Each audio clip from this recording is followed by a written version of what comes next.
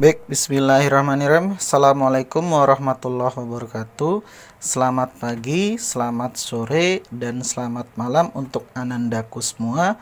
Semoga kalian di rumah senantiasa sehat dan senantiasa menjalankan aktivitas yang bermanfaat untuk kalian ataupun untuk orang-orang yang ada di sekitar kalian. Nah, di sini Bapak akan mencoba membagikan sedikit konten pembelajaran secara online yang nantinya bisa kalian pelajari di rumah terkait persamaan reaksi kimia. Nah, persamaan reaksi kimia secara umum dapat dituliskan sebagai berikut. Contoh, misalkan satu molekul gas nitrogen direaksikan dengan 3 molekul gas hidrogen membentuk 2 molekul gas NH3 atau gas amoniak. Dalam persamaan reaksi ini ada anak panah di mana zat yang berada di sebelah kiri tanda panah itu berperan sebagai pereaktan atau pereaksi. Sedangkan zat yang berada di sebelah kanan tanda panah itu berperan sebagai produk atau hasil reaksi. Nah, dalam penulisan persamaan reaksi kimia ada beberapa hal yang harus kalian perhatikan.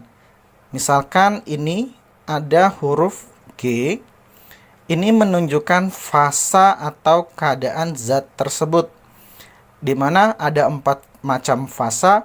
Yang pertama adalah solid atau artinya padatan yang dilambangkan dalam huruf S. Yang kedua adalah liquid atau yang artinya cairan dilambangkan dengan huruf L. Sedangkan yang ketiga adalah gas atau huruf G. Dan yang terakhir adalah aquos atau artinya larutan yang dilambangkan dengan huruf AQ. Perlu kalian perhatikan ada perbedaan antara liquid dengan aquos. Liquid ini adalah cairan murni, sedangkan aquos ini adalah larutan. Larutan di sini artinya zat tersebut dicampurkan atau dilarutkan dengan air.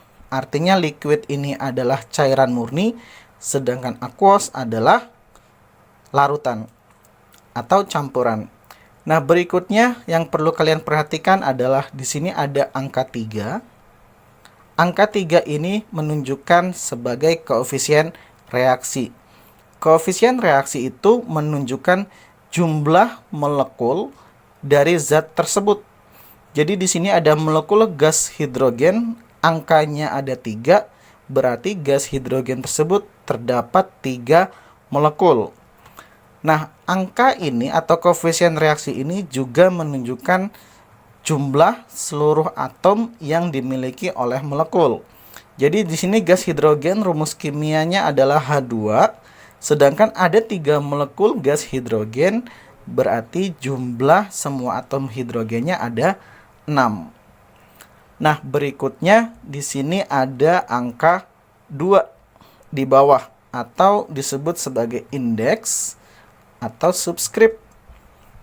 Nah, angka tersebut menunjukkan jumlah atom dalam suatu senyawa. Jadi kalau gas nitrogen ini lambangnya adalah N2, berarti rumus kimianya atau jumlah atom dalam gas nitrogen tersebut ada 2. Nah, di sini ada anak panah. Anak panah ini artinya dia membentuk. Jadi secara umum kita bisa membaca persamaan reaksi tersebut dengan cara 1 molekul gas nitrogen direaksikan dengan 3 molekul gas hidrogen membentuk 2 molekul gas NH3 atau 2 molekul gas amoniak. Persamaan reaksi di atas itu bisa kita ilustrasikan sebagai berikut.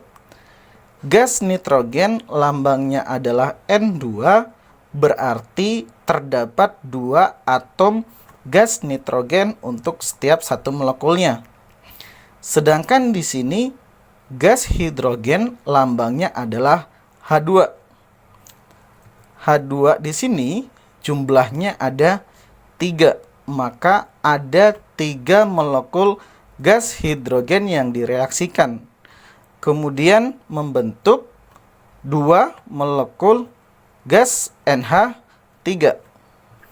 Sekarang coba kita perhatikan, ini jumlah atom sebelum bereaksi, ini jumlah atom setelah bereaksi. Nah, sebelum bereaksi ada atom N warnanya biru, setelah bereaksi juga ada atom N yang berwarna biru. Coba kita hitung masing-masing jumlah atomnya. Jumlah atom N sebelum bereaksi ada 1, 2. Kemudian setelah bereaksi jumlah atom N-nya juga ada 1 dan 2. Ada 2 atom nitrogen. Nah, kita coba cross check jumlah atom hidrogennya. Jumlah atom hidrogen di sini ada 1, 2, 3, 4, 5, 6 dalam keadaan bereaksi. Sedangkan setelah bereaksi ada 1, 2, 3, 4, 5, 6. Ada 6 atom hidrogen setelah bereaksi. Artinya, sebelum bereaksi jumlah atom nitrogennya ada 2 dan jumlah atom hidrogennya ada 6. Setelah bereaksi pun jumlah atom hidrogennya ada 6 dan jumlah atom nitrogennya ada 2.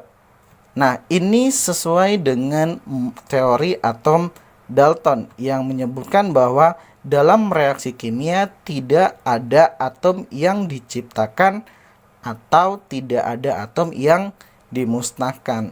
Berarti dalam reaksi kimia tersebut jumlah atom sebelum bereaksi sama dengan jumlah atom setelah bereaksi. Nah, berikutnya kita akan coba mempelajari terkait penyetaraan persamaan reaksi kimia.